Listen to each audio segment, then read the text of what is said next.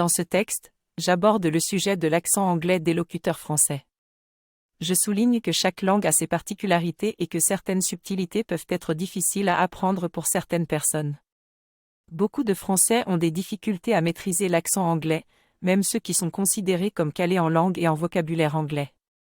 Le problème de l'anglais, selon moi, est que la langue est souvent utilisée comme un couteau suisse, plutôt que comme une langue à part entière, ce qui a conduit à une difformisation de la langue.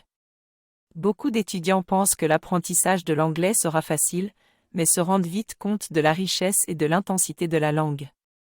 En fin de compte, l'anglais a perdu sa noblesse et son caractère authentique en raison de son utilisation généralisée dans le showbiz, la publicité et le marketing. Je parle de la mauvaise habitude qu'ont certains Français de mélanger anglais et français dans leur conversation, ce qui donne un franglais pathétique et ridicule.